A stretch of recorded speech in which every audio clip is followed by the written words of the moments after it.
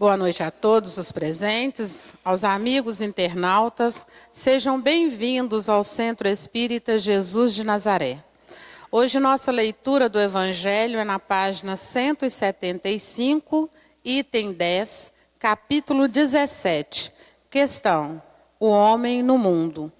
Em seguida, passarei a palavra aos amigos facilitadores Márcio Torres e Vicente Cardoso, que estarão comentando junto a nós o estudo de hoje.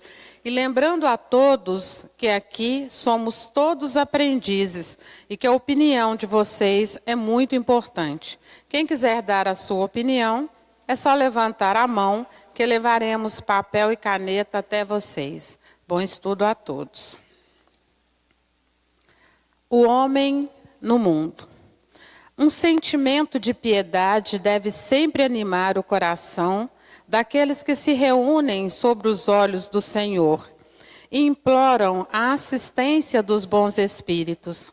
Purificai, pois, os vossos corações. Não deixei neles demorar nenhum pensamento mundano ou fútil. Elevai vosso espírito até aqueles a quem chamais, a fim de que, encontrando em vós as disposições necessárias, possam lançar profusamente a semente que deve germinar em vossos corações, e nele dar frutos de caridade e de justiça. Não creais, todavia, que em vós exortando sem cessar a prece e a evocação mental, nós vos exortamos a viver uma vida mística que vos mantenha fora das leis da sociedade em que estáis condenados a viver. Não, vivei com os homens de vossa época, como devem viver os homens. Sacrificai as necessidades, mesmo as frivolidades do dia, mas sacrificai-as com um sentimento de pureza que as possa santificar. Fostes chamados a entrar em contato com espíritos de natureza diferente, de caracteres opostos. Não choqueis nenhum daqueles com os quais vos encontrardes. Sedes alegres, sede felizes, mas da alegria que dá uma boa consciência, da felicidade do herdeiro do céu, contando os dias que os aproximam de sua herança. A virtude não consiste em tomar um aspecto severo e lúgubre, repelir os prazeres que as vossas condições humanas permitem. Basta informar todos os atos da vida ao Criador que deu essa vida. Basta, quando se começa ou acaba uma obra, elevar o pensamento até esse Criador e lhe pedir, no impulso da alma, seja a sua proteção para ser bem-sucedido, seja a sua bênção para a obra terminada. O que quer que fizerdes, remontai até a fonte de todas as coisas. Nada façais sem que a lembrança de Deus venha purificar e santificar os vossos atos. A perfeição está inteiramente, como disse o Cristo, na prática da caridade absoluta. Mas os deveres da caridade se estendem a todas as posições sociais, desde a menor até a maior. O homem que viver só não teria caridade a exercer. Não é senão no contato com os semelhantes, nas lutas mais penosas, que disso encontra ocasião. Aquele, pois, que se isola, priva-se voluntariamente do mais poderoso meio de perfeição. Não tendo que pensar senão em si, sua vida é de um egoísta.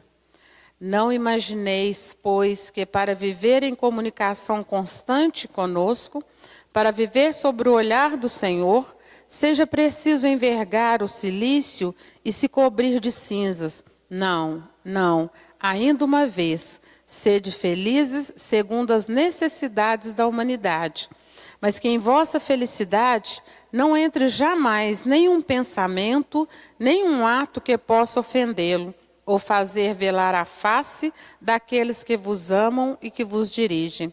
Deus é amor e abençoa aqueles que amam santamente. Um espírito protetor, Bordeaux, 1863. Boa noite. Aí, ó, com alegria. Mais uma quarta-feira abençoada, né? Essa oportunidade maravilhosa da vida, de estarmos aqui nessa casa, de tanto amor, de tanto trabalho bonito que acontece, em busca do aprendizado do Evangelho do Cristo, para nos fortalecer, né, nessa luta diária, cotidiana, contra os nossos erros e as nossas imperfeições. Aos amigos internautas a gente sauda, agradecendo a presença de vocês e eles, né, que nos acompanham. E nós vamos agora passar a palavra ao Vicente, que fará uma explanação. Em seguida, nós já temos algumas perguntas, e aqueles que quiserem fazer, é só levantar a mão, que os companheiros nas laterais vão até vocês, tá ok? Bom estudo a todos e que Deus nos abençoe. Sejam todos muito bem-vindos a este momento. Para nós é uma alegria muito grande estarmos com vocês mais uma vez nessa semana. O Evangelho de Jesus em tempos modernos. A doutrina espírita vem hoje resgatar este Evangelho de 2000 anos atrás, quando ele foi promulgado através dos exemplos que o Mestre Jesus nos ofereceu como um modelo e guia de perfeição, deixando o seu legado para a posteridade. E a posteridade hoje, já no século XXI, certamente revendo os preceitos desse Evangelho, ele vem nesse presente momento responder inúmeras indagações que vocês fazem, que todos nós fazemos, com relação a onde nós viemos. Por que estamos aqui nesta existência? Para onde iremos quando daqui partirmos? Qual é a finalidade da nossa existência? Por que estamos aqui? Vocês estão certos? Por que vocês estão aqui nesse presente momento, nesta existência, nesta reencarnação? Vocês têm um mínimo de ideia de onde vocês vieram? O Espírito sopra onde quer. Se ouve sua voz, não se sabe de onde ele vem nem para onde ele vai. A filosofia espírita, que é a única filosofia espiritualista de que nós detemos a humanidade, porque até então tivemos várias filosofias, e somente a filosofia espírita é constituída de uma filosofia espiritualista. Não há outra filosofia espiritualista, exceto a filosofia espírita. Porque ela vem responder essas indagações que vocês, que todos nós fazemos, que toda a humanidade já fez no passado e está fazendo até hoje. E as respostas que com certeza vieram através de tantas outras filosofias, talvez não responderam de tamanho racionalidade quanto a nossa filosofia espírita. Mostrando o homem no mundo. Por que nós estamos aqui no mundo? Quantos de nós que está no mundo, mas não está com o mundo? Quantos? Quantos de nós que está na existência, talvez trazendo um vazio existencial, um completo vazio, sem uma determinação da sua existência, sem objetividade da existência? Quantos de nós que ainda sofremos por causa da nossa ignorância, dos nossos preconceitos? E a doutrina espírita vem para nós, através aqui do Evangelho segundo o Espiritismo, resgatar esses preceitos do Cristo, nos fazendo alusão do que ele falara por parábolas, alegorias, agora traduzindo uma linguagem comum, coerente, fidedigna e muito compreensível a todos nós, o homem no mundo. Por que a gente vem aqui? Para fazer o quê? Quanta gente agora sofre, padece no sofrimento e na dor. E quantos vivem na opulência, no conforto, no prazer? Que diferença é essa? Será que o Criador, o nosso Pai Celestial, Ele é esse Criador parcial? Por que Ele dá tanto a um, menos aos outros? Nós precisamos, meus amigos do Ideal Espírita, buscarmos um sentido da existência. Estarmos no mundo, mas com o mundo. Não estarmos aqui perdidos. Descobrimos em nós mesmos o significado da existência. Todos nós viemos de uma origem chamada espiritual, que é a nossa natureza. Nós viemos de um mundo que é o mundo existente, permanente, duradouro, um mundo real, que é o mundo espiritual. Estamos agora numa existência, num mundo puramente virtual, que é o mundo corporal, tão transitório, tão passageiro, porque daqui a pouquinho estamos de volta para os nossos lares. E esse momento aqui deixará de existir, tão transitório. A nossa existência terrena hoje é para que nós possamos aproveitarmos o ensejo de criarmos em torno de nós uma epopeia de amor. Aproveitarmos o tempo que passa através de todos nós e de que certa forma estamos aqui justamente para crescermos moralmente e intelectualmente.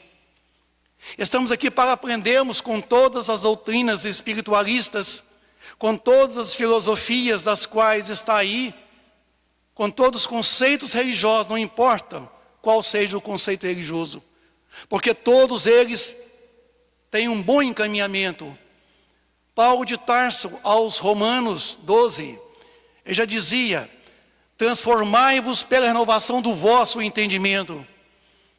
Isso nos coloca que não importa a religião da qual você é fiel e seguidor, o importante é que a nossa renovação se faça através do nosso entendimento. E as religiões hoje, elas fazem com que nós venhamos descobrir o nosso entendimento das questões, das indagações que todos nós fazemos, da onde viemos, por que estamos aqui e para onde iremos. O mais importante é que nós façamos de nós um ser sempre renovado a todo instante, a toda hora.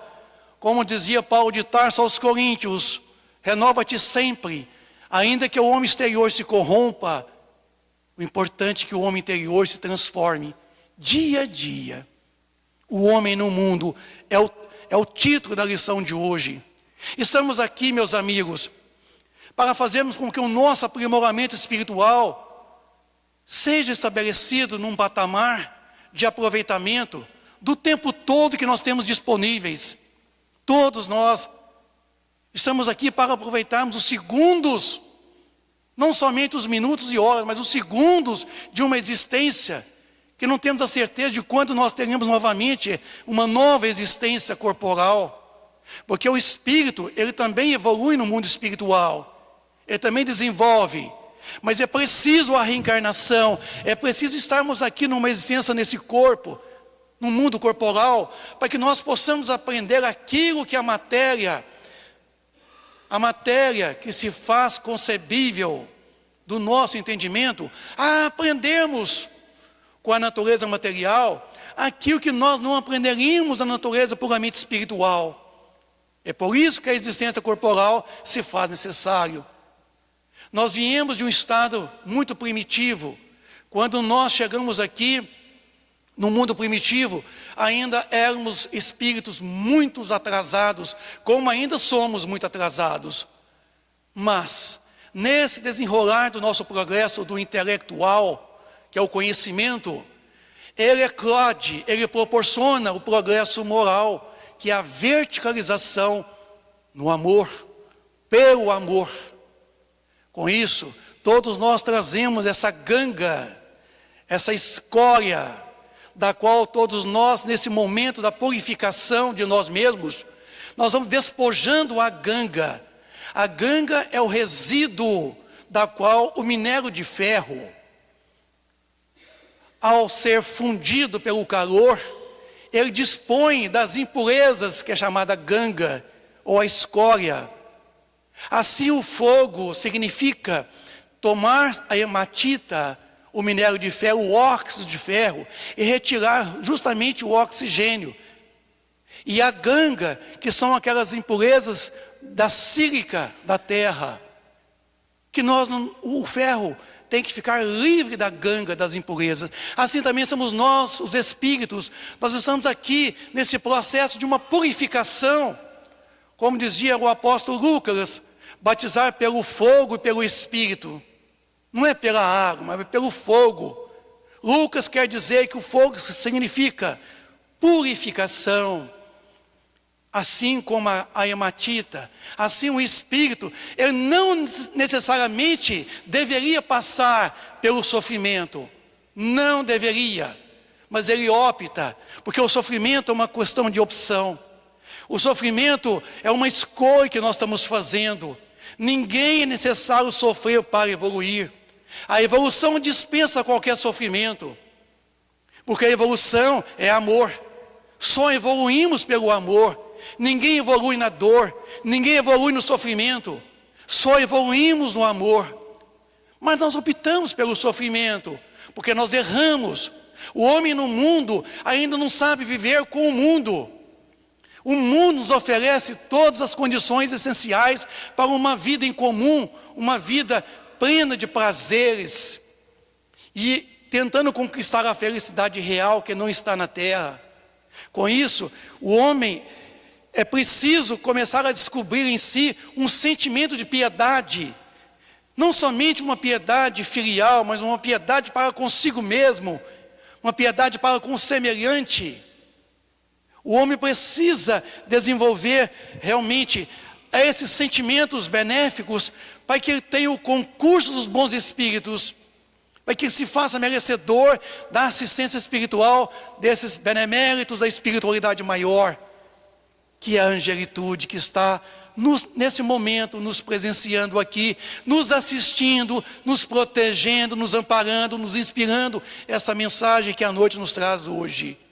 Portanto, meus amigos, estamos aqui para despojarmos de nós toda a impureza, toda a ganga que essa alma, esse espírito, ainda adquire nas existências precedentes, quando das nódias da alma, os vícios, as mazelas, levamos conosco e reencarnamos novamente através de um novo corpo para despojarmos dessa escória, dessas impurezas, como nos chama aqui o Evangelho. Estamos aqui para purificarmos os nossos sentimentos, para que nós possamos semear a semente do amor e da caridade.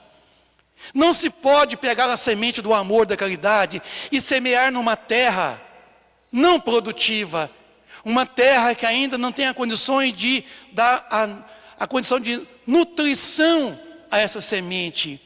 Por isso que precisamos despojar desses sentimentos ainda muito bárbaros, muito primitivos, para que a semente do amor seja semeada em cada um de nós, num terreno produtivo, num terreno aonde essa semente vai germinar, ela vai crescer, vai desenvolver e vai dar frutos.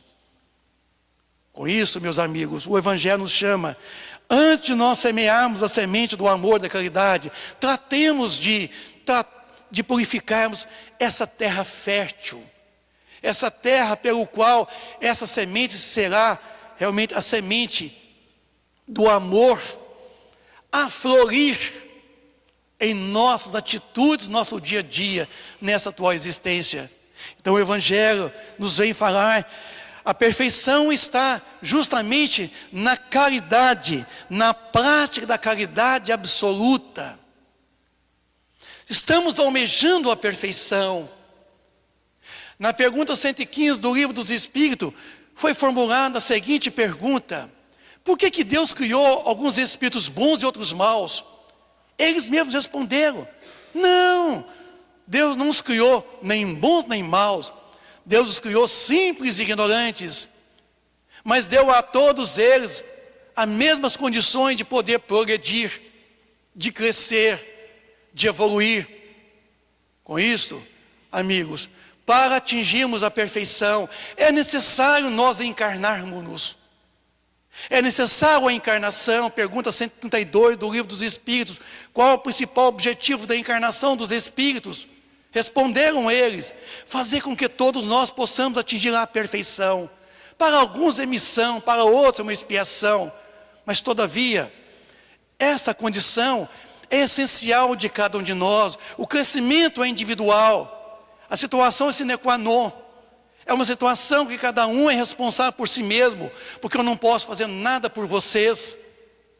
Embora o meu desejo de fazer tudo por vocês, mas eu não posso. Com isso, o Evangelho nos chama hoje que é preciso esse sacrifício, que é o ofício sagrado, é o nosso trabalho sagrado. Devemos gostar de tudo que nós fazemos. Seremos mensurados não por tudo que nós fizermos, seremos mensurados por todo o amor que há depositado em tudo que nós fizermos. Não é a quantidade que manda, é a qualidade de tudo que nós estamos fazendo. Por isso que é imperioso gostarmos de tudo que nós estamos fazendo. Porque alguém disse, eu só faço o que gosto. Não, devemos gostar de tudo que nós estamos fazendo. Depositar o amor em tudo que nós estamos fazendo. Porque o amor que nós estamos fazendo, depositando em tudo, é justamente o grau de perfeição que nós atingiremos. Porque fora da caridade não há libertação espiritual. Assim como religiões tradicionais ortodoxas disseram que fora da igreja não haveria salvação, a doutrina espírita ela fala diferente. Fora da caridade não há salvação. Quer dizer, não há libertação.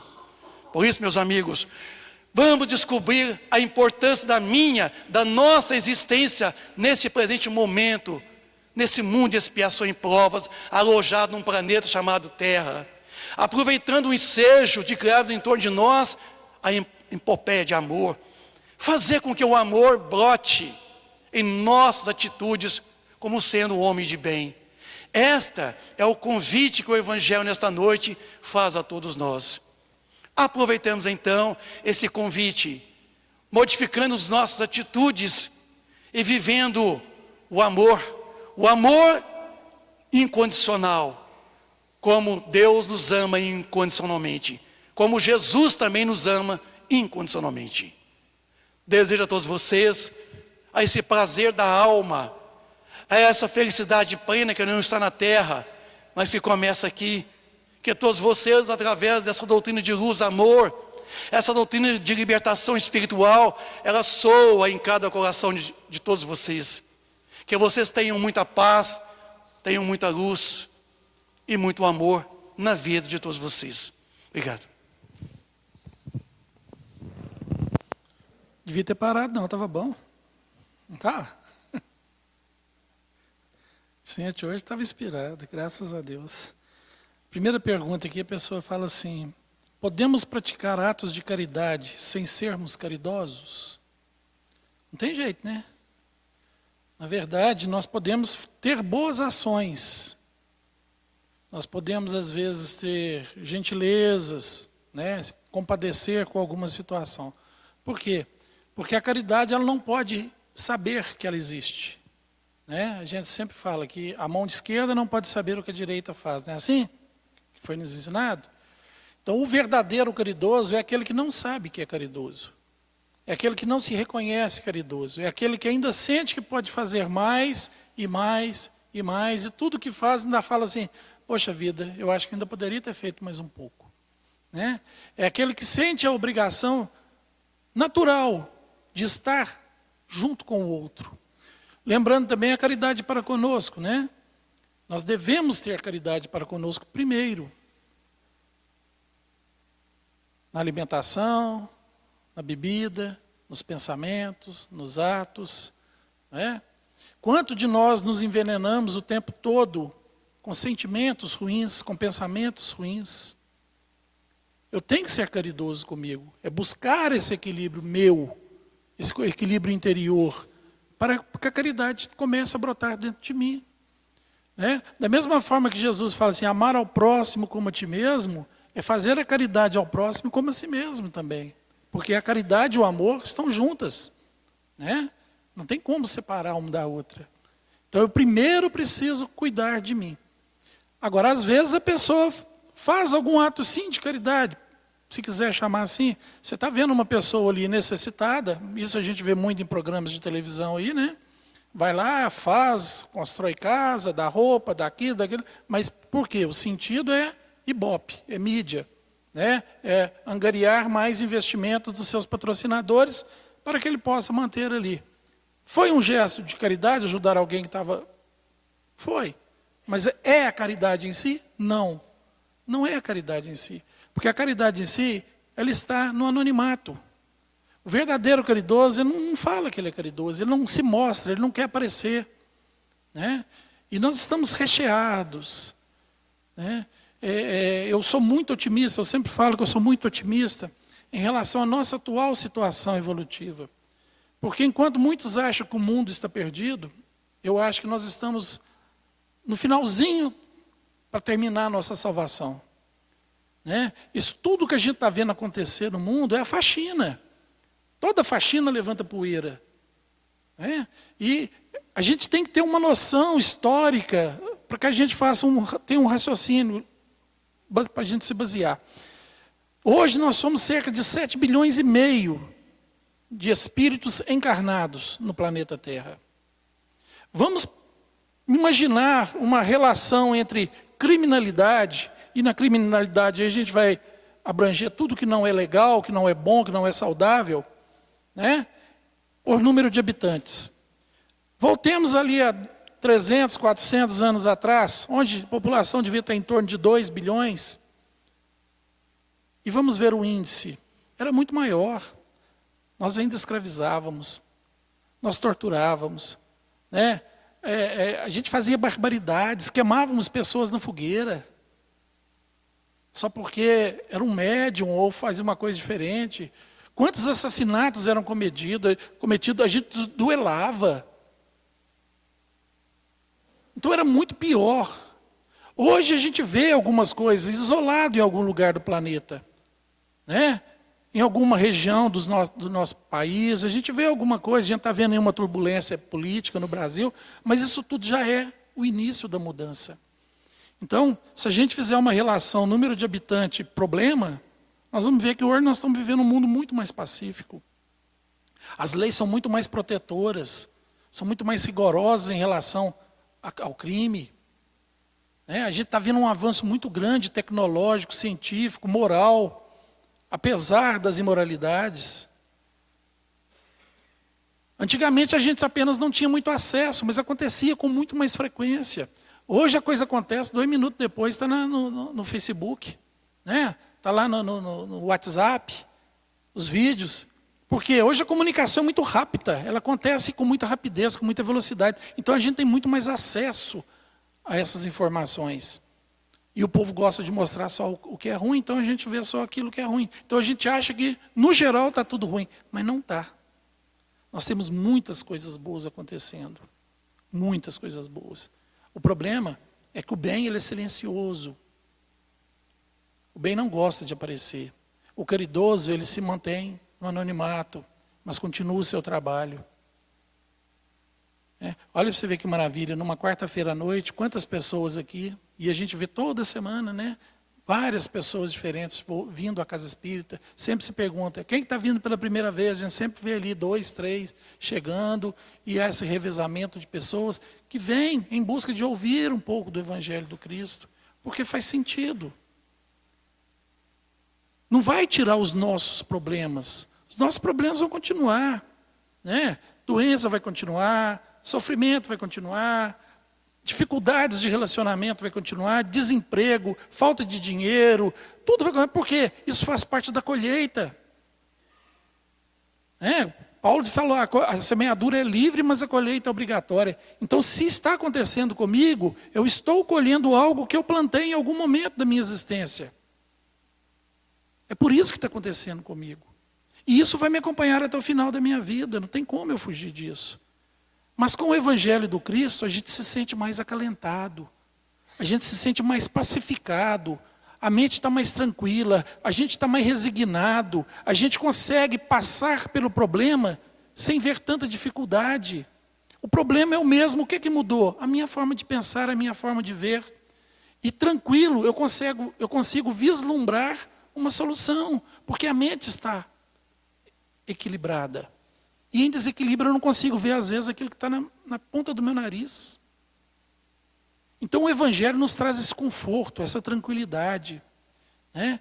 E quando a gente para ainda para entender a doutrina espírita, onde ela nos mostra que somos imortais e que a vida terrena é um segundo na nossa imortalidade, e que nós estamos aqui numa santa oportunidade de nos melhorarmos para irmos para planos melhores, poxa, tudo faz sentido.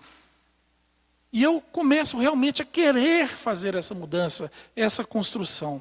Então, a caridade, ela não pode se conhecer. Nós podemos ter atos bons, atos generosos, mas a caridade acontece realmente, a verdadeira caridade, quando a pessoa já é caridosa.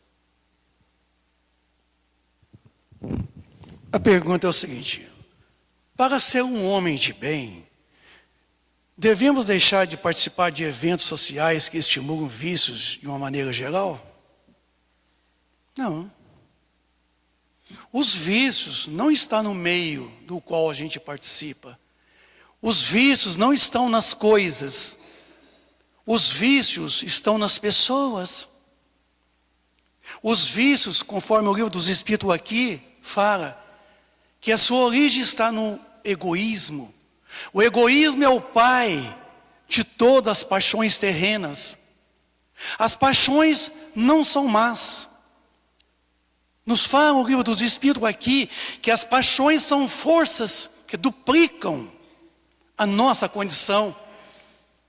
As paixões não são más. O que é mal nas paixões são os excessos que nós depositamos nas paixões. O desregramento. As paixões, elas são úteis, porque se nós não tivéssemos desde o tempo do homem de Neandertal, lá atrás, o homem paleolítico, se não houver as paixões, nós não teríamos o progresso que nós tivemos até então.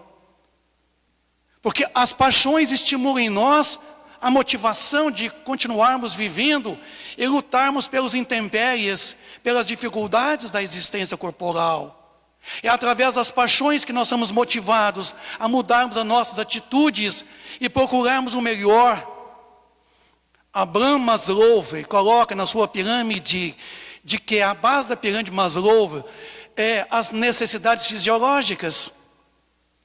A segunda etapa da pirâmide dele é a necessidade da segurança.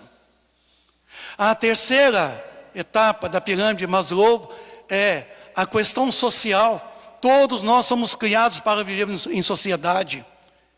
A quarta necessidade na pirâmide é justamente aquela atitude de que nós estamos sempre buscando a estima, a nossa autoestima. E o topo da pirâmide é a autorrealização, segundo Maslow. Com isso, amigos, nós precisamos perceber de que todos nós somos motivados na existência corporal, para que nós possamos desenvolver a nossa perfectibilidade. Então, os vícios são oriundos do nosso egoísmo. Diz Joana de Ângeles no livro Falações Evangélicas, de que os vícios é imperfeição moral.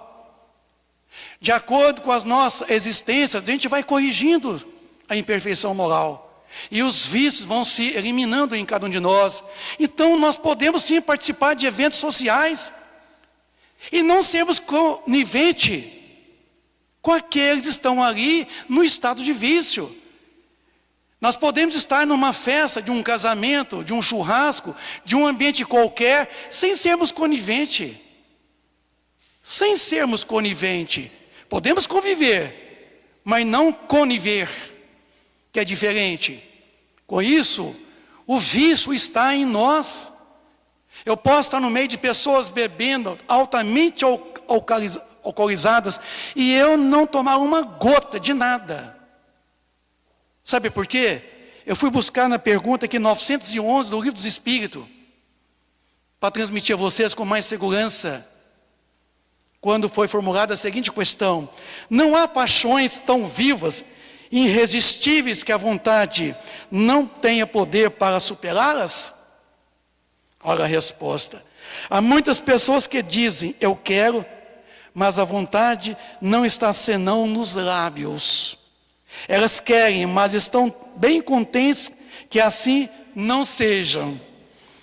Quando se crê não poder vencer suas paixões, é que o Espírito nela se compraz, em consequência da sua inferioridade. Aquele que procura reprimi-las compreende sua natureza espiritual. As vitórias são para eles um triunfo do Espírito sobre a matéria. Então, as paixões nossas não são irresistíveis.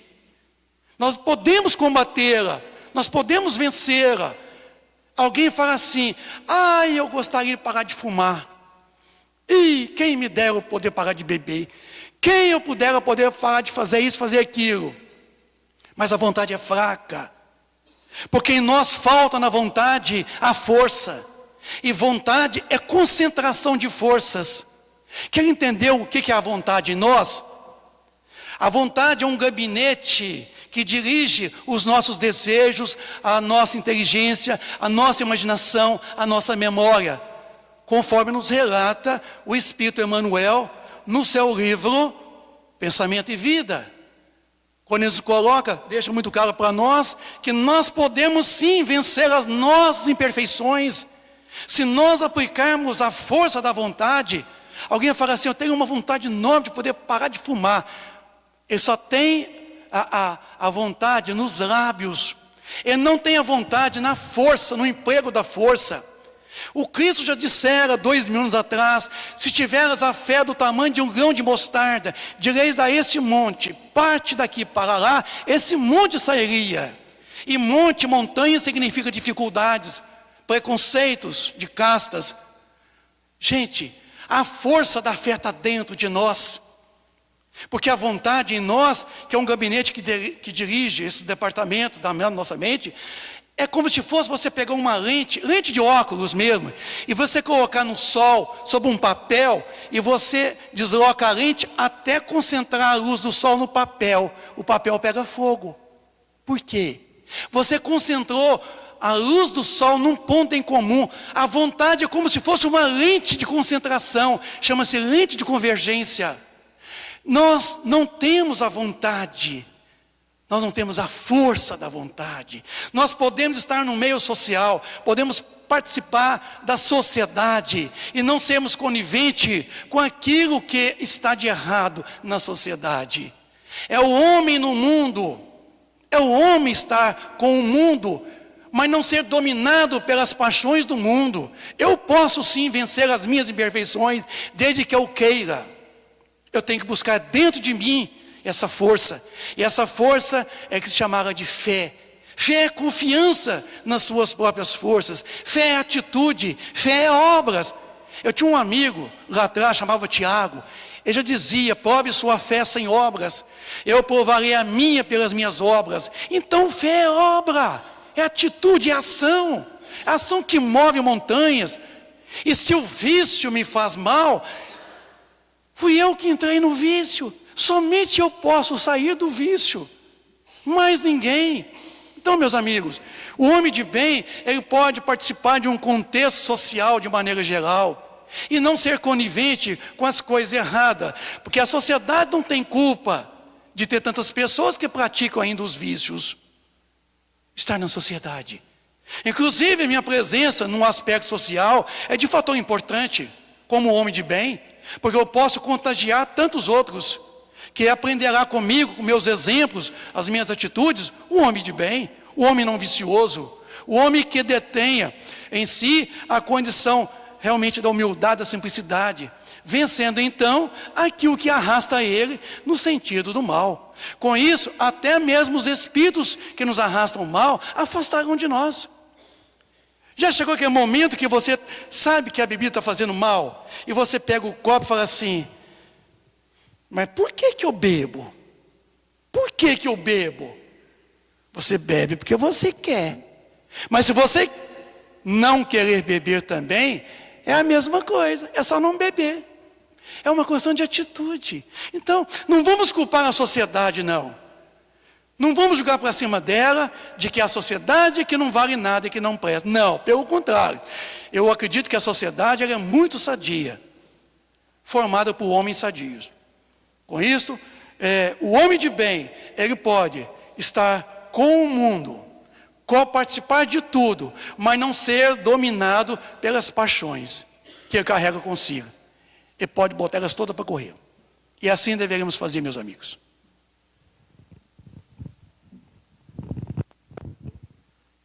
Qual a relação entre fé, esperança e caridade? E qual é a mais importante? Bom, a fé, o Vicente praticamente já descreveu ela aqui, né? A fé vem do grego fidelis, que quer dizer fiel ao que é, né? É a fé espírita, né? O espírita, ele não crê, ele tem fé. Porque crer é dar crédito, né? É confiar naquilo que uma instituição coloca, ou que alguma pessoa coloca, né? Fala, gente, essa água aqui vai curar vocês, tá? Aí vocês vão ter crença que isso vai acontecer.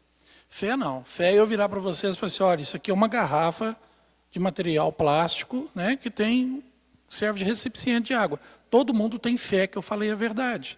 Que vocês estão vendo e estão comprovando que isso aqui realmente é aquilo que eu disse que é.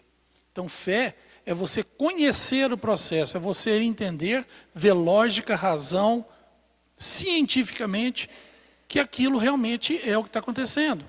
Né?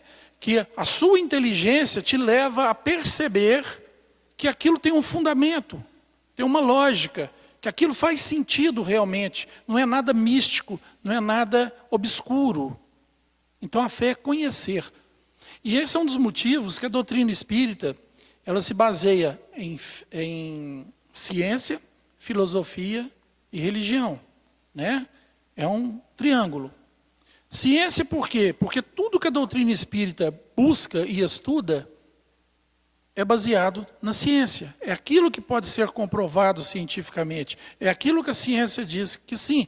E Kardec ainda fala assim, a doutrina espírita ela anda lado a lado com a ciência. Se chegar algum dia a ciência comprovar uma verdade diferente da doutrina espírita, a doutrina espírita vai abandonar a sua verdade e abraçar a verdade da ciência. Porque elas têm que andar lado a lado. E isso nos traz um conforto, uma sensação bem gostosa. Por quê? Porque a doutrina espírita completou agora 160 anos, e o que está acontecendo é o contrário. A ciência hoje vem descobrindo aquilo que a doutrina espírita já dizia há 160 anos. A física quântica, então, está no caminho da doutrina espírita. Então isso nos traz um conforto, por nos dar a certeza de que nós estamos no lugar certo, na coisa certa. Então fé é a gente conhecer. Isso é a importância do estudo, do tempo dedicado a realmente conhecer. Né?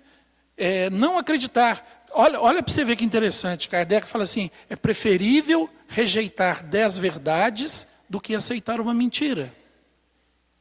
Então é preferível que eu negue 10 verdades do que pegar alguma coisa que não seja verdadeira. Então ele nos manda estudar, nos manda buscar.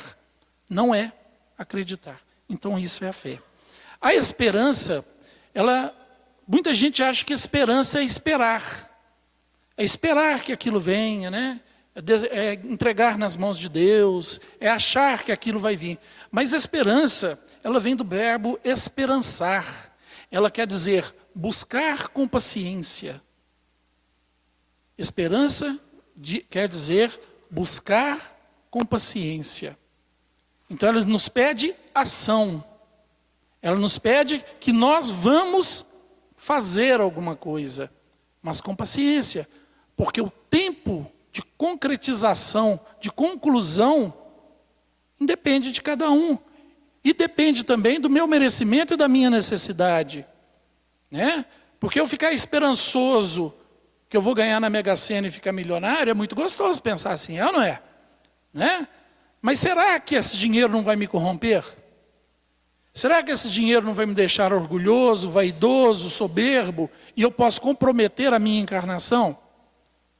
Então, da mesma forma que um pai, às vezes, não atende o pedido de um filho, porque sabe que aquilo que ele está pedindo não é bom para ele naquele momento, Deus também age assim conosco. Olha, ainda não. Ainda não, porque senão você vai se estrepar.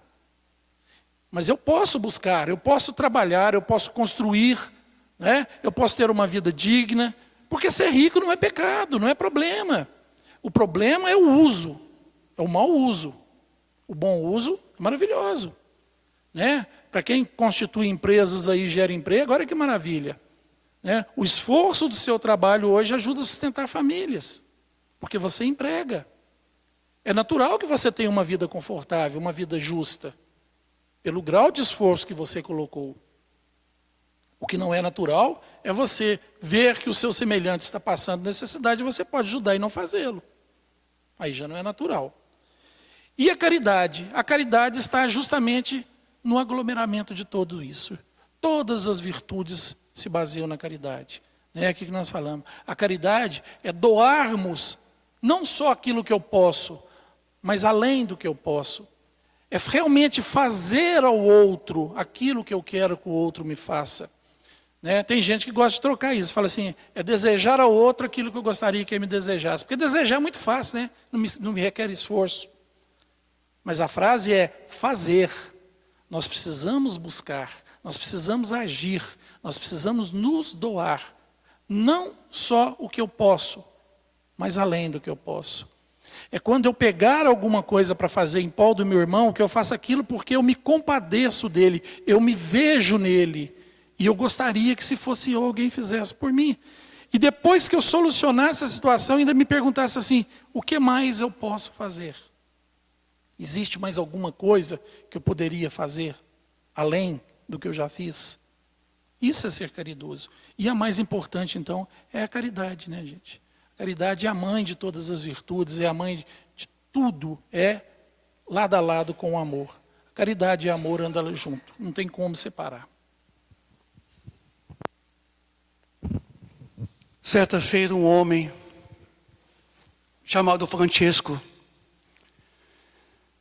abnegado aos princípios dos quais ele descobriu em si mesmo uma presença maior, ele renegou toda a fortuna que o pai detinha naquele tempo e foi viver uma vida de renúncia, de dedicação exclusiva à humanidade. Refugiou-se para os campos e ali vivendo uma vida muito privada do gozo material, Francisco de Assis, uma voz soava no seu íntimo dizendo, Francesco, ergue-me igreja. Francesco, ergue-me igreja. E Francesco ali, em meio a um matagal enorme, constrói uma pequena porcícola, uma igrejinha toda de madeira.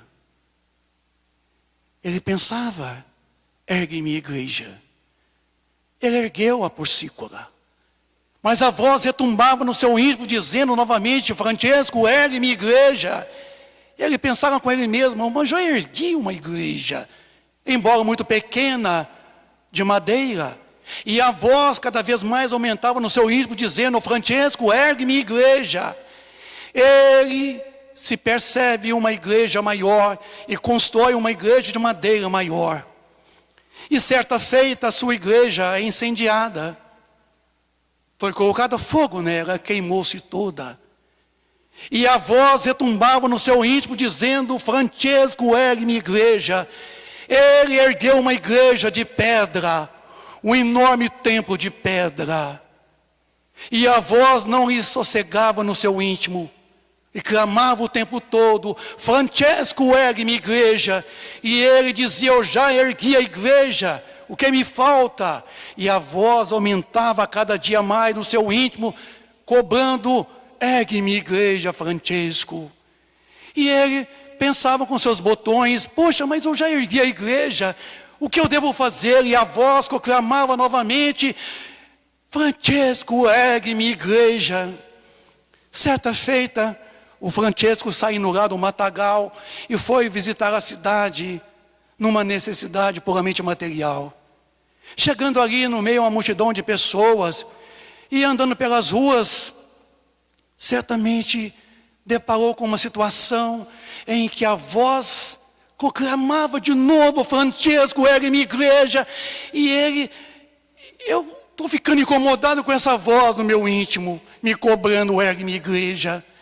E a voz foi aumentando e falando cada vez mais alto: ergue minha igreja. Quando Francesco se deparou com uma criatura envolta a um manto. E ao aproximar dessa criatura, ele pensou: será que eu ergue minha igreja? Ele então percebeu que era um ranceniano. Não, ele viu envolto um pano, um manto. Ele não reconheceu a fisionomia da pessoa, mas ele pensou: é um mendigo, eu vou lhe dar uma esmola. Retirou uma moeda do teu bolso e levou. Quando ele deu ao ranceniano, que não sabia que era ranceniano, a pratinha, a moeda caiu no chão. Mas como pode? Ele catou a pratinha e levou novamente. Quando ele levou novamente, a mão do ranceniano estendeu. Ele não tinha dedos. Foi nesse momento em que Francisco de Assis tomou esse ranceniano e o abraçou a ele. Naquele momento, desse abraço, aquela voz que sempre aclamava ele: ergue minha igreja. Essa voz então retumbou nele: encontrastes a minha igreja, Francesco. O templo do amor, o templo da caridade, não é o templo de madeira, da pedra. A minha igreja é o templo do amor.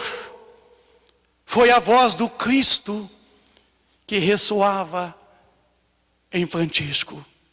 Francisco então descobre o templo do amor, porque o Cristo lhe clamava a ele. Não era erguer o templo de pedra, mas era viver o amor, a caridade da qual o Márcio se referiu. Assim, meus amigos, o exemplo de Francisco de Assis, esse grande nobre homem que a humanidade não conheceu, ergueu nele mesmo o templo do amor. Por que não fazemos parecidamente com ele o templo do amor? A caridade. Era o Cristo que ele chamava ele para viver a caridade. E foi uma das criaturas que mais, além do Cristo, demonstrou a caridade para com o semelhante. Porque a partir de então, até mesmo o pontífice naquele tempo se jogou nos pés de Francisco de Assis, porque via naquele homem, um homem que representava o amor do Cristo na terra, um homem que vivia o amor do Cristo, porque retratava em suas atitudes, ele vivia, ele tinha carregado um sentimento nobre, o amor. Assim é que o Cristo a todo instante proclama, a todo instante Jesus ressoa nas nossas consciências enegrecidas do erro, da maldade, nos concitando ao templo do amor na nossa consciência. Façamos assim esse exemplo magnífico de um homem nobre, renunciou-se toda a fortuna de teu pai, toda a riqueza material, para vivenciar a verdadeira riqueza, o amor. Tudo isso, meus amigos, é simplesmente para ensinar o amor. Percebo no momento atual a ciência corrompida pela força econômica. Como diferenciar a notícia que traz novidade científica da novidade pseudocientífica, que foi buscada pelos grandes laboratórios para favorecer o seu ganho econômico? Nós sabemos que a ciência nos traz grandes benefícios. Benefícios esses que é o nosso conforto, o nosso conforto, o nosso prazer, nos traz os grandes avanços da medicina. E a medicina nos traz realmente a solução das nossas enfermidades, nossas doenças. Nós sabemos que por trás de toda a indústria, de todo o capitalismo, existem os homens, não somente científicos, mas homens religiosos também, que busca o capital acima de tudo. Quando Karl Marx separou o capital de trabalho, é para que a humanidade adentrasse um período social, descobrisse que para o dinheiro, o monetário, era importante que houvesse um investimento, o capital. Importante que muitas empresas hoje dedicam simplesmente à exploração puramente econômica, buscando o seu belo prazer puramente material. Por trás de muitas invenções, por trás de muitos laboratórios, pesquisas científicas, existe sim um interesse puramente material por trás disso. O ganho puramente material. Mas há homens nobres, há homens que não cobram um tostão sequer para as invenções, as grandes descobertas. Então, não é tudo que está perdido, meus amigos. Estamos vivendo um momento onde o materialismo está morrendo por falta de matéria-prima. O materialismo está morrendo. E se vocês não quiserem morrer junto com ele, comece a se desmaterializar-se desse velho materialismo. Comece a trabalhar, sim, pelo bem-estar da humanidade, pelo bem-estar de nós mesmos e de toda a humanidade. Porque o político é aquele homem que tem uma arte, que zela pelo bem-estar de todos, e não ao belo prazer. O cientista é aquele homem que é da ciência e que estuda para descobrir as coisas, para nos trazer o prazer, a satisfação pessoal, a comodidade. E trabalha sem ganho. É aquele que desinteressadamente ele trabalha pela humanidade. Então há muitos homens nobres que trabalham hoje buscando sim para nós o bem-estar. Nós sabemos que por trás de tudo existe sim um interesse material. Cabe a cada um de nós aqui a trabalharmos esse velho materialismo exacerbado, que nos mantém cativeiros ao mundo de expiação e provas, aonde mau emprego da fortuna de que possui, do dinheiro que se detém em benefício de si mesmo. Mas há grandes homens, não vamos tomar tudo como sendo tudo ruim. Tem muita gente boa trabalhando pelo bem-estar. Tem bons políticos, tem bons pastores, tem bons padres, tem bons espíritas, tem bons filósofos, tem bons homens trabalhando pelo bem-estar da humanidade. Tem sim. Nunca houve tanto amor na face da terra quanto agora. Nunca houve. Já estamos vivendo a alvorada do amor. Há homens que sabem amar, estão amando sim. Não vamos tomar tudo como está perdido, não. O mundo está se recuperando. E já estamos vivendo a regeneração social, século 21. Estamos vivendo individualmente, indo para o coletivo humanitário. Então, meus amigos, aproveitemos essa noite as lições do Evangelho que nos concita. Aproveitamos o nosso tempo de hoje e fazemos o melhor, como diz o Márcio. A caridade não é simplesmente o desejo, mas é o fazer, é a atitude. É pegar e fazer o bem a todos, não importa quem, as condições. É incondicional o amor. Não podemos condicionar o amor. Amemos uns aos outros como Jesus nos ama. Boa noite. Obrigado.